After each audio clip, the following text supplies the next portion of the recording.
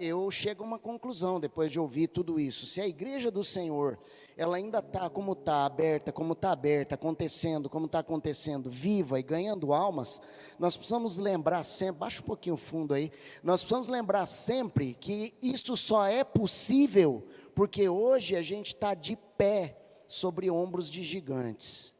Foi muito sangue inocente derramado para todo mundo considerar a fé como uma mera religião. A gente não pode fazer um negócio desse, né? Muito sangue de gente boa que deu sua vida, literalmente, para que o reino de Deus fosse estabelecido sobre a terra.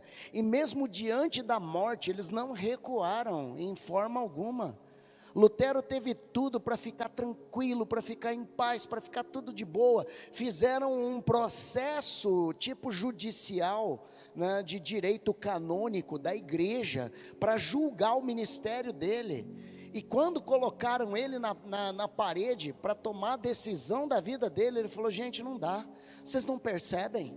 Ninguém fala a mesma coisa que o outro fala, tem uma incongruência. Vocês estão vendo o estilo de vida das lideranças, completamente pervertidas, completamente promíscuas. Isso não é nem de perto o que a palavra de Deus fala, quanto mais de longe. Então ele ali se levanta e ele começa um movimento muito forte que se tornou com o nome chamado Reforma Protestante, né, que foi literalmente um reavivamento que foi desencadeado pela obra do Espírito Santo. E sabe por que isso aconteceu? Porque o Espírito Santo de Deus encontrou corações propícios para ele poder habitar. Ele encontrou corações sensíveis, sedentos, desejosos, para que algo fosse feito. Gente, eu preciso encarar o reino de Deus como que só eu fosse o responsável por ele. E pedir ao Senhor que não me deixe sozinho nessa batalha, entende? Eu estou falando de mim e de você. Eu estou falando de todos os cristãos. Cada cristão tem que ter o mesmo sentimento. Nós só estamos de pé porque nós estamos com os nossos pés sobre os ombros de gigantes, sobre os ombros de corajosos, que tiveram a audácia e a ousadia, e pela fé que tinham e a certeza da vida eterna, de permitir e aceitar até que tirassem suas próprias vidas nesta terra, sabendo que a esperança da glória estava no céu.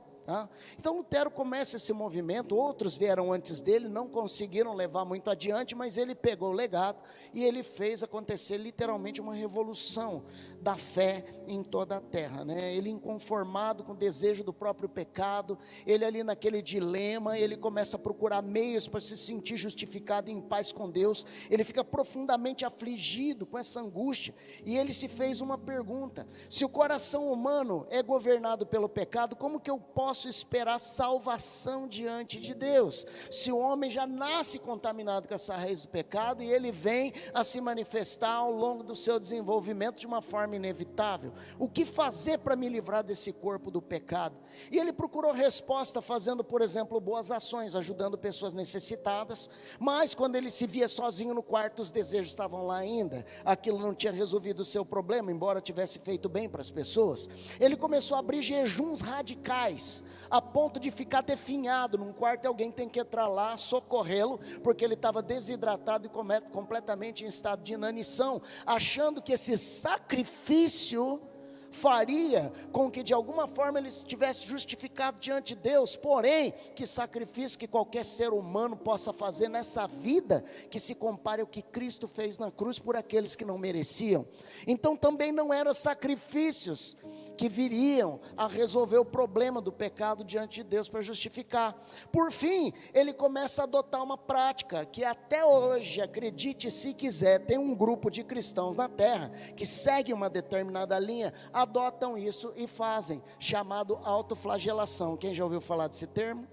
Autoflagelação. Toda vez que ele sentia desejo da carne, digamos que ele tivesse um pouco de lascívia, né? Visse uma mulher e olhasse de forma incorreta para ela, com desejo maligno, ele imediatamente identificando esse sentimento, ele não ia só para a oração, ele pegava uma chibata e ele começava a se flagelar, para que a dor da sua carne lembrasse do sacrifício de Cristo, até sangrasse, inclusive se machucasse gravemente, seriamente, ao ponto de ficar inflamado, de desenvolver infecções.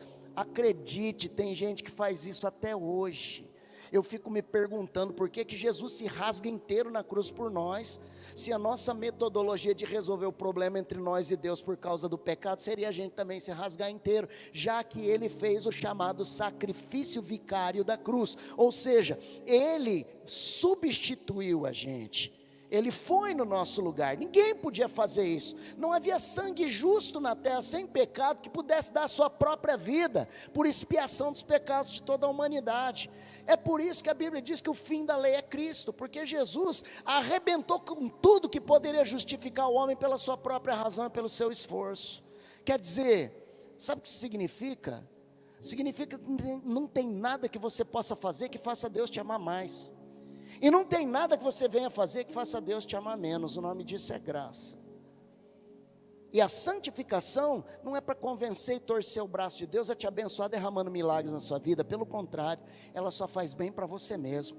Ela te dá vida longa, te dá relacionamentos melhores, abre caminhos de prosperidade para você, porque você está na sintonia, na frequência, com a frequência do céu aqui na terra, literalmente por causa disso, e não porque isso é a regra, porque a Bíblia diz que a salvação vem pela fé e não por obras. Diga aí para o seu vizinho: a sua salvação vem pela fé no sacrifício e na ressurreição de Jesus Cristo na cruz, como sacrifício suficiente. É por isso que nós dizemos que Jesus Cristo é único Senhor e suficiente Salvador. Não há outro caminho pelo qual se leva ao Pai.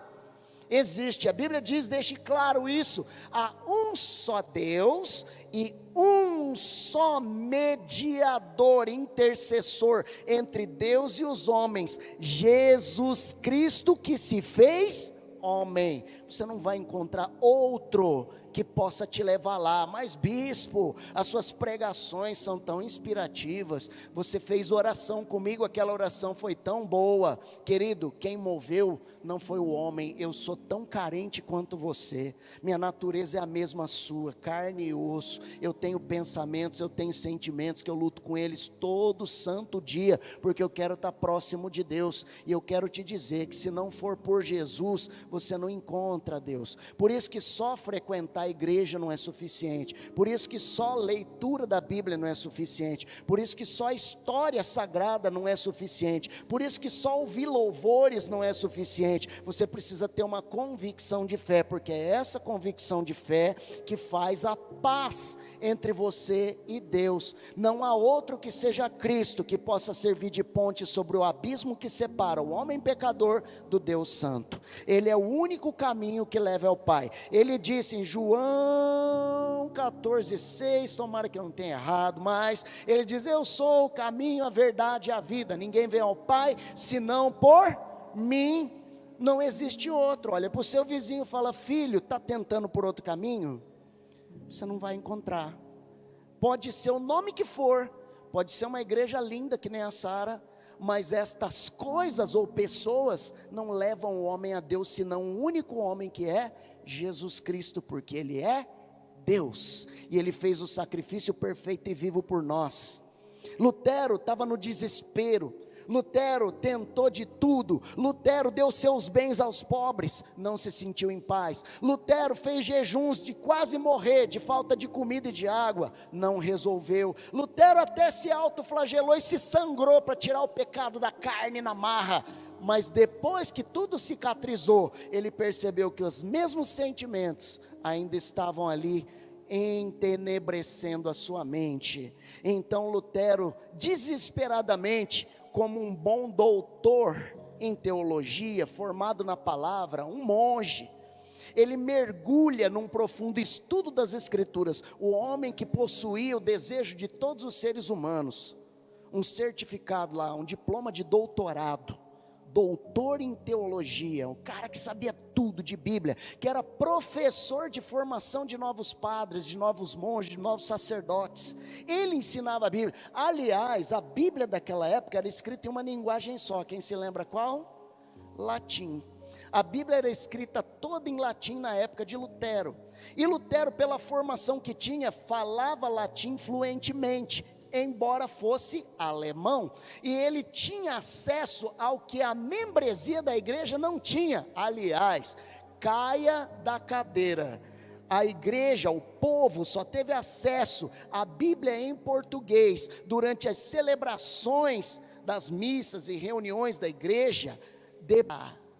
Agora, no século XX, acredite se que agora, no século XX, acredite se quiser, as reuniões eram todas ministradas em latim, ninguém entendia lufas nenhuma, até porque a língua latina não era falada mais no planeta, ela morreu com o Império Romano. E Lutero então, ele mergulha nas escrituras, e bom conhecedor do latim, ele começou a ler a Bíblia, até que ele se deparou com alguns textos que fizeram toda a diferença. O primeiro deles está em Romanos capítulo 1, versículo 17, eu quero mostrar para você. Quando ele chega ali na carta aos Romanos, depois da impressão que ele teve do Evangelho, ele começa a ouvir as explicações do apóstolo Paulo. Põe para nós aí, filhão, Romanos 1,17, isso. Visto que a justiça de Deus se revela no Evangelho, de fé em fé, como está escrito. Sabe onde que estava escrito isso? No Antigo Testamento, em Abacuque. E Paulo pinçou aquele conceito lá de trás, que já tinha sido avisado há muito tempo e nunca praticado. E ele fala, gente, o justo viverá pela sua fé. Quem que é o justo? É o convertido. É aquele que aceitou que o sacrifício feito por Cristo na cruz e a sua consequente ressurreição eram atos suficientes para trazer a paz com Deus entre o homem pecador e o Deus santo. Quer dizer, ele se tornou uma ponte por sobre o abismo entre o pecado do homem e a santidade de Deus, derrubando a barreira chamada inimizade e estabelecendo novamente a paz. De acordo com a biografia e os relatos de Martinho Lutero, ele diz que quando ele bateu o olho nisso, primeiro ele teve um sentimento de indignação profundo, do tipo, isso sempre teve aqui, eu dou aula desse negócio e eu nunca percebi a profundidade desse significado. Eu podia ter evitado gastar meu dinheiro à toa, embora isso tenha feito bem para algumas pessoas. Eu podia ter evitado quase morrer por causa dos jejuns radicais e fora do padrão que eu fiz. E eu podia ter evitado carregar todas essas cicatrizes de todas as vezes que eu quase me rasguei inteiro tentando expurgar o pecado da minha carne. Porque Ele levou sobre si todas as nossas transgressões, Ele levou sobre si as nossas iniquidades e maldições. O castigo que nos traz a paz estava sobre Ele, e pelas suas pisaduras fomos sarados. Todo o flagelo necessário para expurgar o pecado foi lançado sobre Jesus, e Ele foi para a cruz no meu e no seu lugar. Por isso que Isaías profetiza dizendo, o castigo que nos traz a paz estava sobre ele. Lutero olha aquilo e fala, não é possível, eu quase me arrebentei de tanto me chicotear. E ele já tinha feito tudo isso no meu lugar de antemão, eu não precisava ter sofrido nada disso. Irmão, parece pesado demais e muito simples para nós. Esse é o poder do amor do seu Deus. O fato dele te dar acesso de novo ao Pai, de forma justificada, mesmo você não tendo feito esforço nenhum para merecer isso. A propósito, nós somos, cadê o versículo, irmão? Que a paz do Senhor esteja contigo. Eu vou te dar um chicotinho de Lutero depois. Põe o versículo para nós aqui. Visto que a justiça de Deus se revela no Evangelho de fé em fé, como está escrito, lê comigo, 1, 2, 3, e o justo viverá pela fé. Vamos outra vez? O justo viverá por fé. Fé. Quer fazer obras? É bom ajudar o pobre. Hoje eu ajudei uma pessoa necessitada. Hoje eu não resisti, eu vi aquela pessoa passando necessidade, eu tinha um dinheiro no bolso. E eu falei, meu Deus, isso aqui não vai mudar a minha vida hoje, mas a dessa pessoa com certeza pode fazer uma transformação. E eu peguei e transferi aquele recurso para ela. Você acha mesmo que eu fiz ponto com o Deus que teve misericórdia da minha alma, porque eu dei alguns trocados, que só vai resolver talvez a fome do momento daquela pessoa, e depois ela volta a sentir necessidade? Eu não justifiquei ninguém, eu ajudei. Aliás, isso é do cristão. Se o cristão levanta a mão para ajudar alguém, gente, isso é nossa obrigação. Nós não podemos fazer trocas com Deus. Quando você traz um dízimo, quando você traz uma oferta, quando você traz seu parceiro de Deus, quando você faz alguma coisa nesse sentido, até uma oferta de pelotão mais radical, mais ousada no sentido econômico, né, de valores, que você faz uma oferta especial mesmo, que é fora do hábito, fora do seu comum, você se sentiu tocado e fez. Escute, você não está comprando a bênção de Deus, a bênção de Deus não tem preço. Quanto valeu o que Cristo fez na cruz? Como é que se mensura isso economicamente? Não tem mensuração. Aquilo que Ele dá a nós, sem merecermos, é impossível de se pagar economicamente falando. No máximo que você pode fazer é algo por reconhecimento e só, e mais nada. Davi declarou um dia: o que darei ao Senhor por todos os benefícios que Ele me tem feito? É impossível pagar a Deus pelo que Deus retorna para nós mesmos não merecendo. E Lutero tromba com esse versículo. Outro versículo que mexeu com ele está em Romanos 5:1. Romanos 5:1. Põe lá para nós. Isso.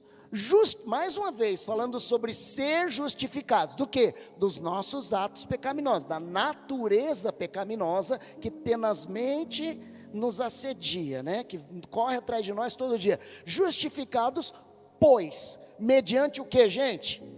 A fé. O qual é a consequência? Qual é o resultado de quando você crê no sacrifício de Jesus Cristo, que lava os teus pecados com o sangue dele? Temos paz com Deus, por meio de quem, gente?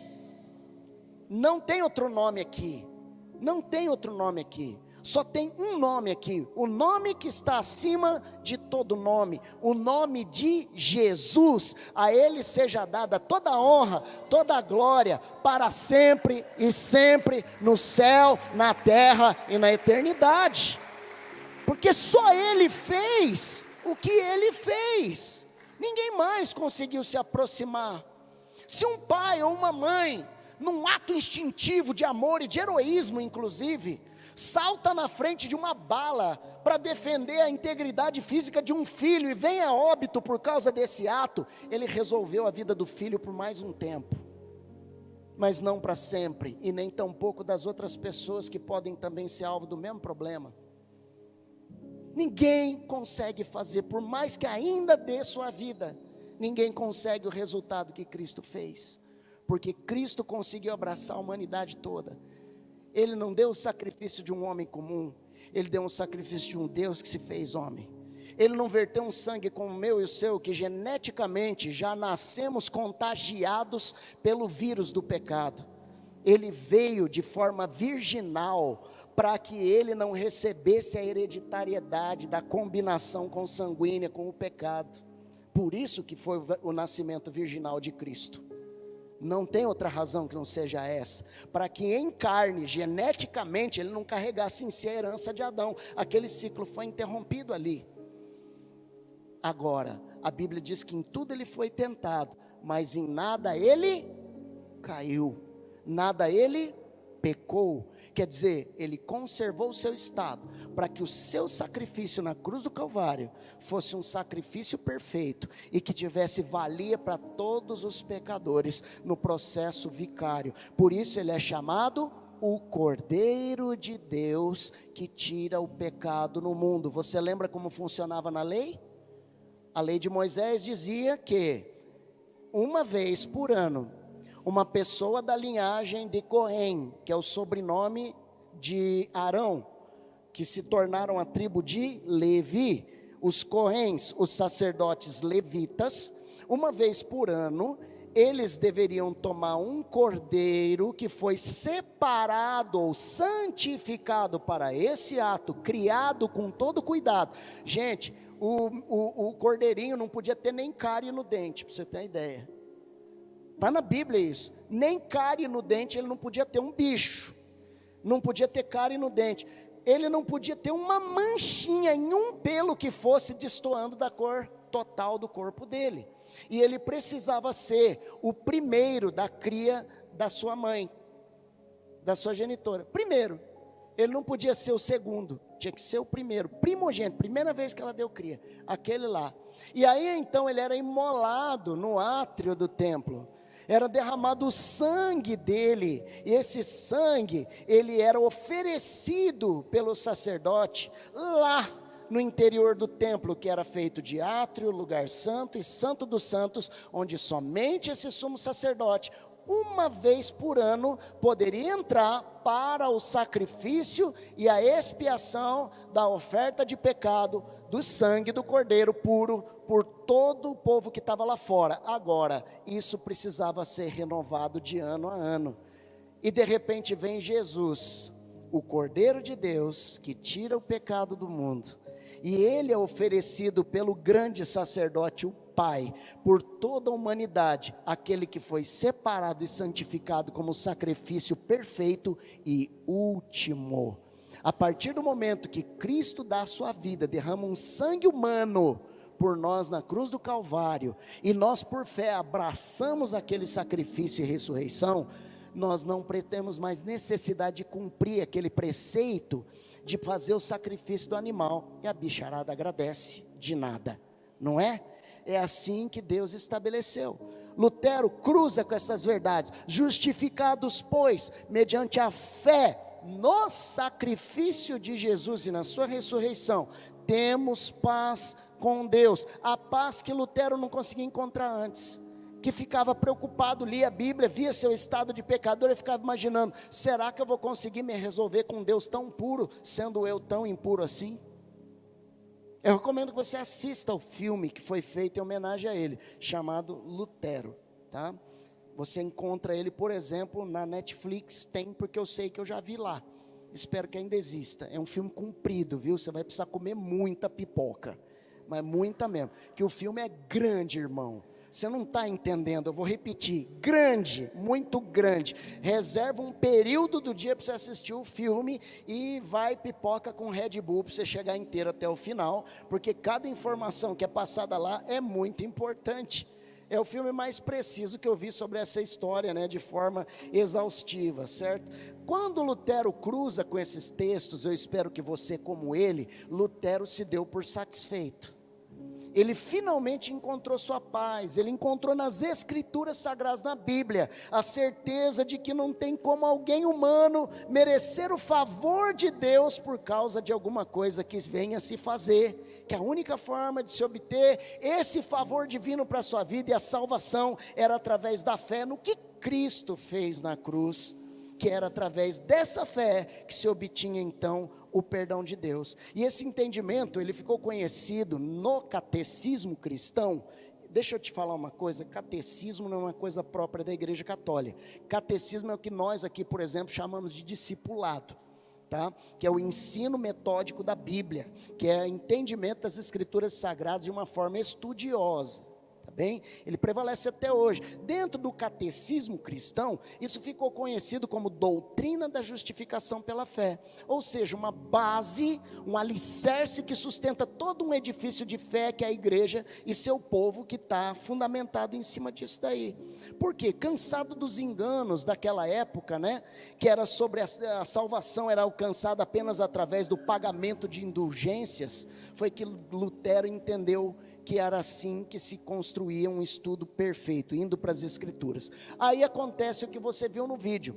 No dia 31 de outubro de 1517, numa cidade chamada Wittenberg, na Alemanha, onde havia uma catedral anexa ao palácio de governo, Lutero vai, escreve 95 teses, que na verdade nada mais eram do que interpretações da Bíblia Sagrada, de uma forma que a igreja não ensinava mais, e com os versículos ainda em cima, para ver, faz sentido isso para você? É isso aqui ou não é? Ele pega e vai, prega aquele calhamaço de papel manuscrito, uma grossura de papel, um cravo, tipo de Cristo da cruz, prega na porta da igreja.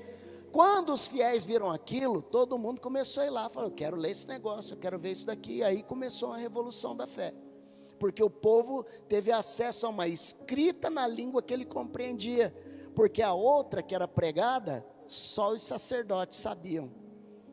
Ou seja, né, começou a abrir os olhos, começou a se abrir os olhos e começou um movimento. Ele afixa as 95 teses que refutavam as heresias, que eram propagadas. E elas estavam fundamentadas através, gente, tudo isso, através de 5 pilares tremendos que todo cristão precisa ter no seu coração. E agora, é claro, nós vamos falar um pouquinho de latim, né? Para gastar um pouquinho aqui o negócio, tá bom? Então vamos lá, anote, o primeiro pilar foi o chamado sola scriptura. Você viu isso no vídeo, tá lembrado? Sola scriptura. Sola em latim não é sola. Sola em latim significa somente. Escritura eu acho que não tem segredo, né? Somente a escritura. Diga comigo, faz assim, dedinho, número um, faz aí comigo. Diga, somente a escritura. Outra, olha para o seu vizinho e diga para ele, somente a escritura. De que escritura estamos falando? Da Bíblia Sagrada. Somente, faz assim para melhorar então. Número 1, diga, somente o que vem da Bíblia. Então, nosso conjunto de regras de fé e prática procedem de apenas uma fonte, e essa fonte é a Bíblia Sagrada. Por que ele disse somente a Escritura? Por causa das encíclicas, que eram as interpretações de homens que impunham comportamento sobre as pessoas sem análise das Escrituras. Era literalmente uma fé cega, orientada pelo homem, e não orientada pela Bíblia Sagrada, somente as Escrituras. Nós temos um texto que fala isso, de onde ele tirou isso? Romanos capítulo 1, versículo 16 ao 17, abre lá para nós, Romanos 1, do 16 ao 17, pois não me envergonho do Evangelho, porque é o poder de Deus, o Evangelho é o poder de Deus, para a salvação de todo aquele que crê, primeiro do judeu e também do grego, os estrangeiros, visto que a justiça de Deus se revela no Evangelho de fé em fé, como está escrito, o justo viverá pela sua fé, mas essa fé tem uma fonte. Qual era a fonte? As Escrituras. Mas ali já estava contaminado, tinha muita escritura servindo de fonte. Aliás, até hoje rola isso daí, tá bom? Tem que ficar esperto. Número 2, diz assim comigo, solus Christus. Outra vez, solus Christus. Sabe o que significa isso em latim? Somente Cristo, não há outro. Não tem José, não tem João, não tem Maria, não tem ninguém. Somente um consegue fazer a ponte entre você e o Pai, porque a inimizade do homem com Deus, de Deus com o homem, é o pecado. Quem é que resolveu a questão do pecado? Foi Jesus, que o único que verteu o seu sangue puro, sendo Ele Deus, para fazer essa ponte voltar a acontecer. Quer dizer, não dá para invocar nenhum outro, porque nenhum outro fez o que Ele fez, e somente esse sacrifício te leva a paz, simples assim. A Bíblia diz isso aonde? A Bíblia diz isso em 1 Timóteo 2, 5 e 6. 1 Timóteo 2, 5 e 6. Porquanto, gente, está na cara, né? Isso aqui é claro ou é embaçado, gente? É claro ou é embaçado? Está com dúvida? Abre a sua Bíblia aí, lê nela. Diz assim, porquanto há um só Deus e um só mediador entre Deus e os homens, Jesus Cristo.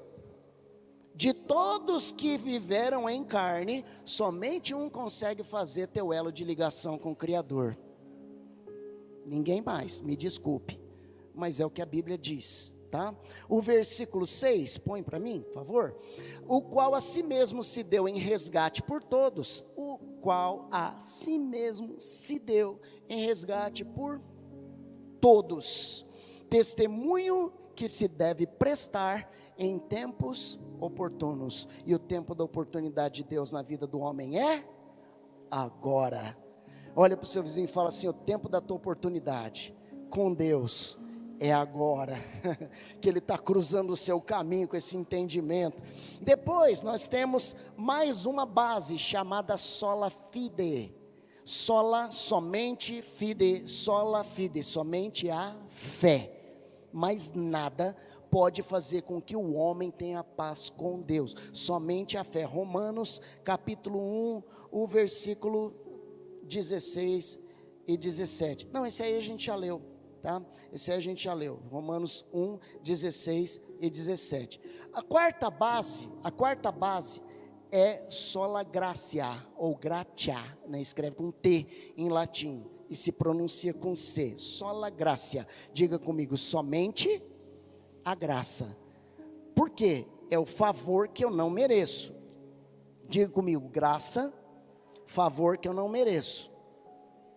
Ou seja, não tem nada que eu venha fazer que vai fazer Deus me amar mais. E não tem nada que eu venha fazer que vai fazer Deus me amar menos. O amor de Deus por mim não é um mérito. O amor de Deus por mim é uma escolha dele.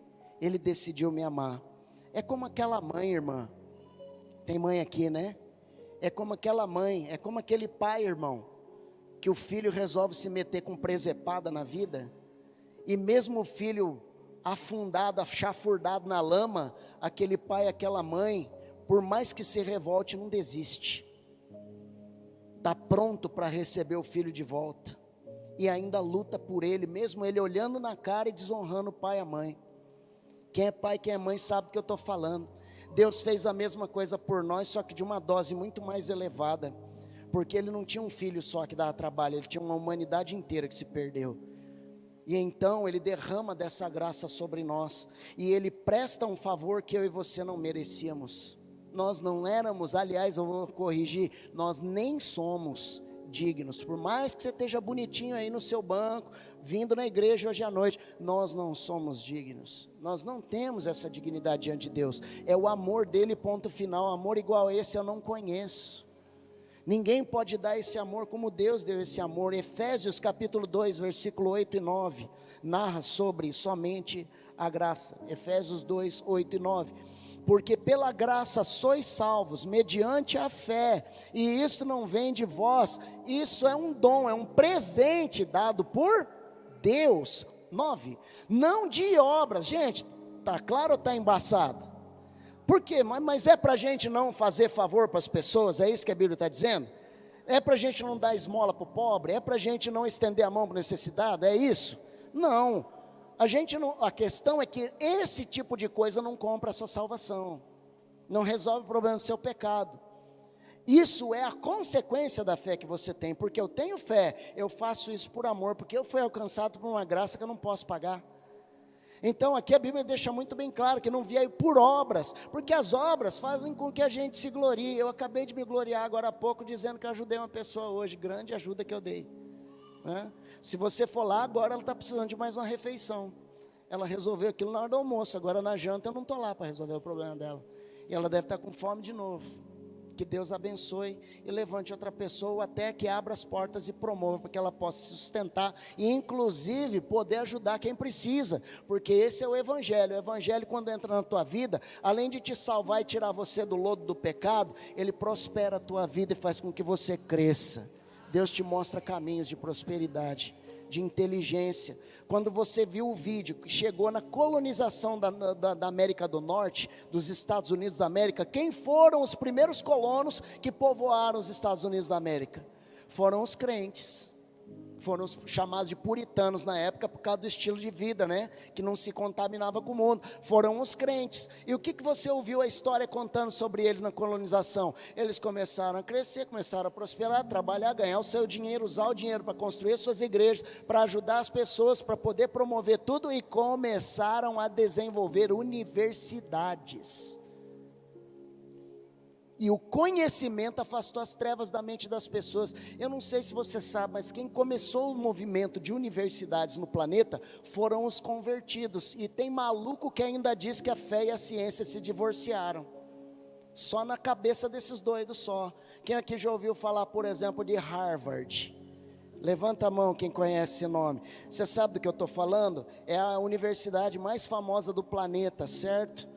Você sabe de onde veio o nome Harvard? Não, não é o nome da cidade onde ela está. Harvard é o nome do seu fundador, o nome dele era John Harvard. Você sabe quem foi John Harvard? Foi um pastor presbiteriano que decidiu abrir uma escola. Tem algum pastor que decidiu abrir uma escola aqui, por acaso? Se tivesse, levante, por favor. Clique. Pastor que abriu uma escola. É uma escola. Fica de pé. Olha uma pastora que abriu uma escola aqui, gente. E quem são os seus alunos? É a primeiro do primeiro do primeiro do primeiro. E pode ter certeza que a escola dela ensina para o seu filho lá bons princípios. Tá bem? E ensina bons princípios. Lá teu filho está seguro. Não sei se ele não vai cair aquele tombinho básico que toda criança cai, acho que isso é impossível de resolver. Mas que ele não vai ficar tendo festinha de Halloween lá dentro e voltar para casa vestido de demônio mirim, isso pode ter certeza que não. Pode ter certeza que não. Que vai aprender ideologia de gênero lá? Não vai. Que vai ter banheirinho que o menininho e a menininha vão entrar junto? Não vai. Pode ter certeza disso. E foi assim que tudo começou. Aí veio a bagunça depois, né? E nós estamos aqui para arrumar. Muito bem, vamos lá para o último de todos, que é o Soli Deo Glória. Diga comigo, Soli Deo Glória. Em latim, somente a Deus a glória. A Ele a glória. A Ele a glória, a Ele a glória, para sempre, amém. Entendeu? Nada aqui é sem propósito, tudo estava linkado. A Ele a glória, somente a Deus a glória. Não é glória para o homem, não é glória para a entidade, não é glória para a igreja, não é glória para o bispo, não é glória para o papa, não é glória para o padre, é glória para Deus. A glória é de Deus, a glória não é de um homem, você não é devedor dos homens, os homens são devedores de Deus, por isso fazer alguma coisa por você, é o mínimo que a gente pode fazer, por tamanha graça que nos alcançou, é facilitar para outro, igual alguém facilitou para a gente. Entenda uma coisa, ninguém deve nada para ninguém, a única coisa que a gente deve é o amor com o qual Deus nos amou. No resto, toda a honra e toda a glória seja dada a Deus. A Ele a glória. A Ele deve ser dada a glória. A gente vai fechar com esses dois versículos. 2 Samuel 7, 22. Põe para nós aí. 2 Samuel 7, 22. Portanto, grandíssimo és, ó Senhor Deus, porque não há semelhante a Ti, e não há outro Deus além de Ti, segundo tudo que nós mesmos temos ouvido.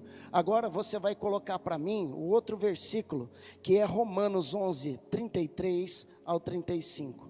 Romanos 11, 33 ao 35.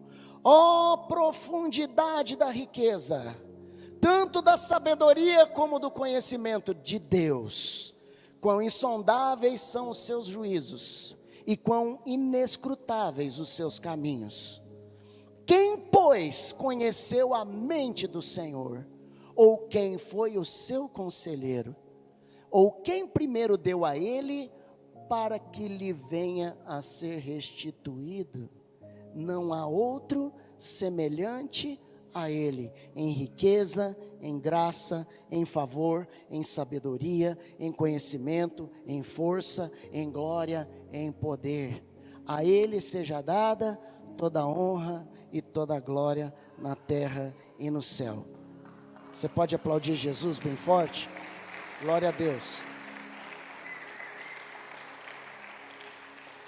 Deixa eu te dizer só mais uma coisa. Em 2003, foi colocado um projeto de lei na Câmara Federal Brasileira, o projeto sob o número 2067-A/2003, que foi devidamente aprovado pelos legisladores brasileiros e sancionado pelo presidente da República na época.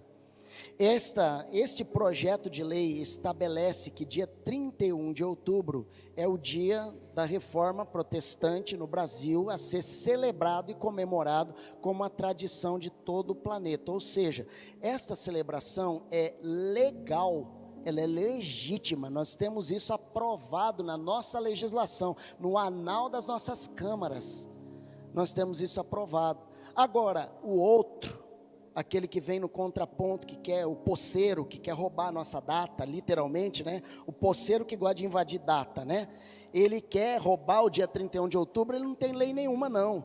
Eu vou denunciar, até porque isso aqui é público, mas teve um deputado do PSOL, da esquerda, chamado Chico Alencar, que ele colocou um projeto de lei para estabelecer o Halloween aqui no Brasil no dia 31 de outubro. Sabe o que aconteceu?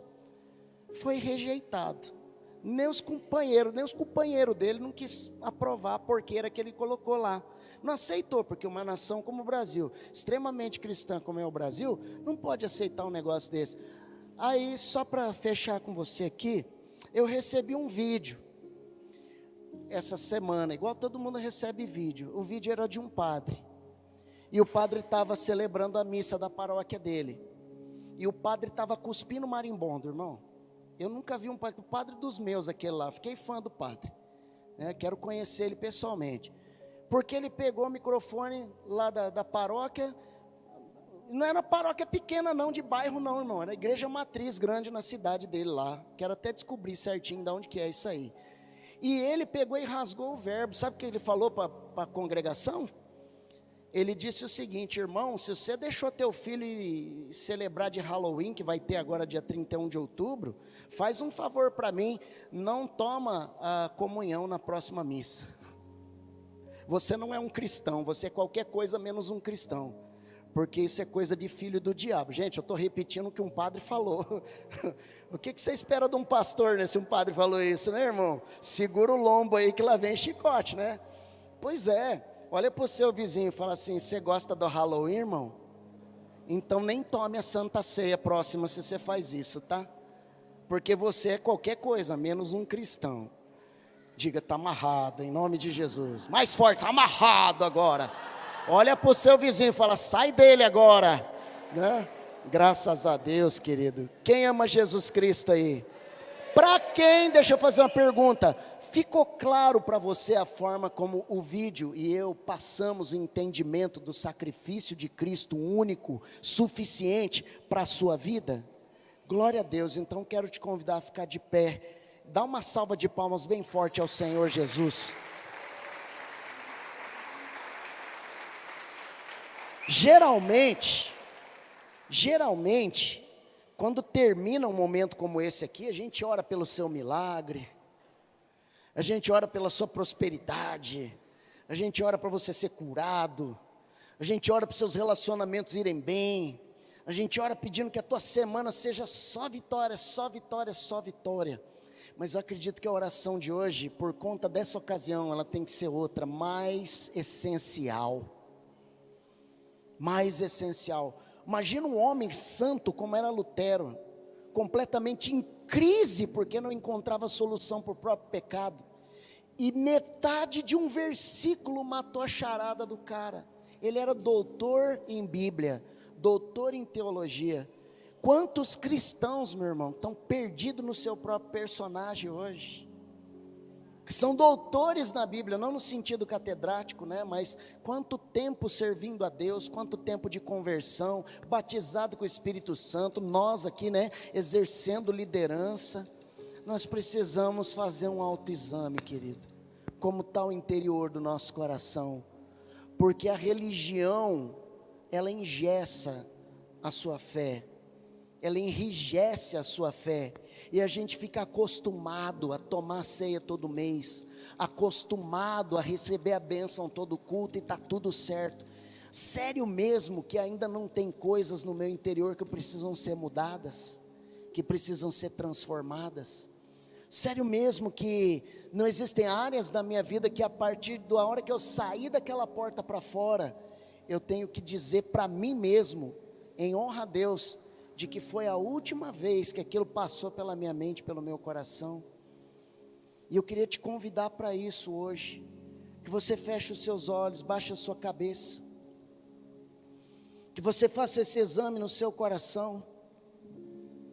Tem hora que eu me coloco no lugar de uma pessoa como Lutero, eu falo: meu Deus do céu, aquele homem era muito mais do que eu sou aqui, e ele estava numa crise profunda, num desejo profundo de poder agradar a Deus por tudo aquilo que Ele lhe havia feito. Querido, põe uma coisa na sua cabeça: não há nada que você faça que faça Deus te amar mais, e não tem nada que você tenha feito que faça Deus te amar menos. Independente de tudo isso, Ele continua te amando. A mudança faz bem para mim, faz bem para você, nos torna pessoas melhores, fortalece o nosso testemunho para que os outros vejam que Jesus Cristo é o Senhor e transforma uma vida. Você precisa de uma vida transformada em Deus. Sabe o problema que você está vivendo no seu casamento, na sua vida amorosa? É falta de Deus. Os preceitos de Deus trazem a luz. Se tem trevas, é falta de Deus. Sabe as crises financeiras que você vive constantemente? Gasta mais do que ganha, tudo que recebe parece que foi para um saco furado. Se perdeu, começa o mês, o salário entra, você já está devendo o mês que vem. Mal pagou o mês passado. Tudo isso, princípios de Deus trazem luz e nos ensinam a melhor gestão. É falta de Deus. E a gente pensa que é só uma crise de consciência, e não é. Deus quer levar você a níveis maiores. Deus quer levar você a uma comunhão com aquele que tem toda a ciência, todo o conhecimento, toda a sabedoria e toda a resolução. Todo o poder está com Ele, em nome de Jesus. Se você é essa pessoa hoje, eu queria te dar uma oportunidade de pisar os pés no altar para a gente fazer uma oração de santificação, uma oração de desenvolvimento espiritual, de romper. Talvez você estagnou na fé, você não produz um fruto há anos.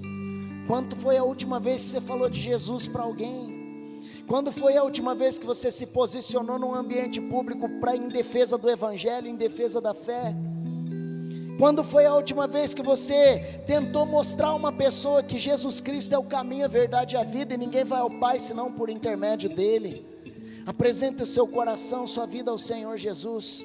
Peça a Ele para sondar, que o Espírito Santo sonde o seu interior.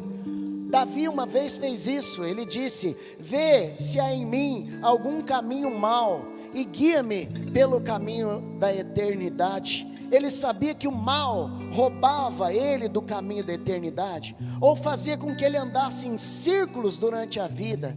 Você não nasceu para calamidade, seus filhos não nasceram para calamidade, você não nasceu para destruição, você nasceu para graça, para bênção. Você não nasceu para viver com uma laje de 1 tonelada sobre as tuas costas, pesando de culpa sobre você.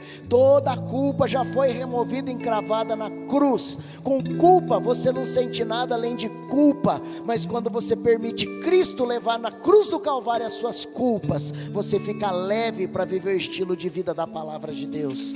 Remova hoje do seu interior todas as culpas do seu coração, porque Cristo já foi o renovo da sua vida na cruz do Calvário. Levante as suas mãos, exalte o nome dEle, chame por Ele, glorifique ao Senhor, em nome de Jesus Cristo. Pai, eu coloco cada vida na Tua presença, inclusive a minha.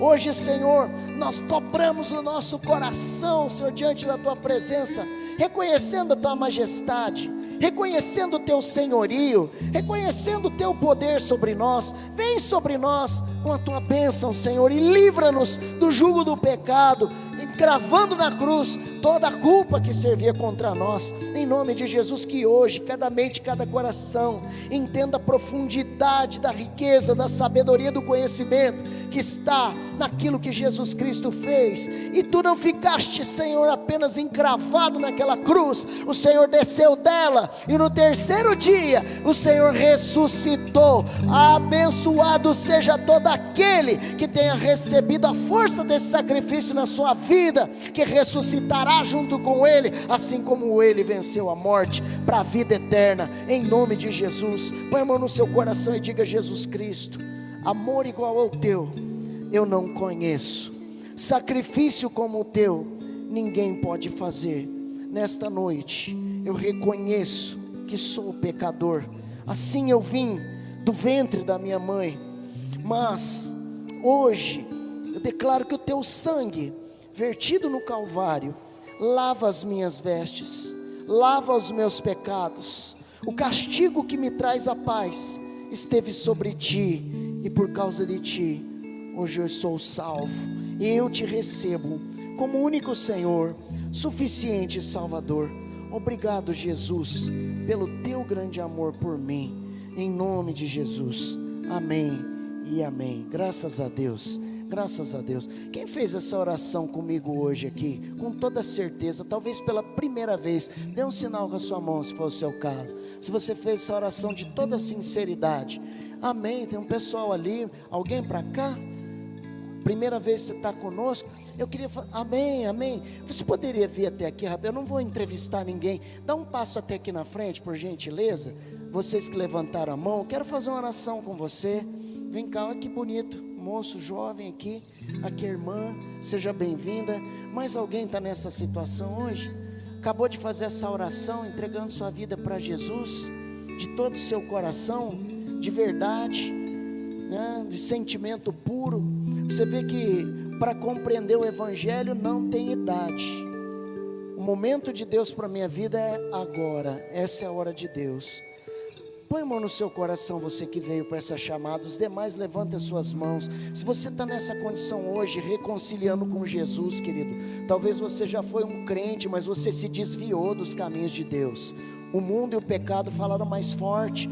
Você abandonou a igreja, mas o Pai está de braço aberto para te receber, igual recebeu o filho pródigo. Ele recebe você de volta hoje. Se você estiver nessa condição, faça essa oração também. Ore comigo dizendo: Jesus Cristo, eu reconheço o meu estado, mas reconheço também o teu poder. Hoje eu te dou glória e entrego a minha vida nas tuas mãos. O teu sacrifício é suficiente para me restituir como filho de Deus. Obrigado, Senhor. Leva os meus pecados para o mar do esquecimento. Escreve na minha vida uma nova história conforme as tuas promessas, em nome de Jesus, amém. Graças a Deus. Que bênção poder receber você. Dá uma olhadinha para trás, receba o aplauso dessa família que te ama, a família Sara Nossa Terra. Seja muito bem-vindo. Pessoal, por favor, pega um pedido de oração deles, dá um livrinho de presente para eles, um novo começo. Quem está com as pessoas aí, por favor, dá essa força aí. Pode voltar para o seu lugar, tá bem? Nós estamos encerrando aqui nessa noite. Quero te lembrar ainda, mais uma vez, nessa terça, dia 29, às 20 horas, Bispo Robson Rodovalho, durante o culto, vai entrar ao vivo para trazer a palavra para o fechamento da campanha do mês de outubro, tá bem? Campanha de fé. Não deixe de estar, venha terça-feira, é 20 horas para estar conosco. Que o Senhor te abençoe e te guarde. Que o Senhor sobre ti resplandeça o seu rosto e tenha misericórdia de ti. Que o rosto do Senhor sobre ti se levante, que Ele te dê a paz. Vai para a semana mais cheia da graça divina na sua vida, em nome de Jesus Cristo, amém. Mais um aplauso para o Senhor Jesus. Saúde o seu irmão com a paz do Senhor. Quem estava em casa conosco, Deus te abençoe, até a próxima.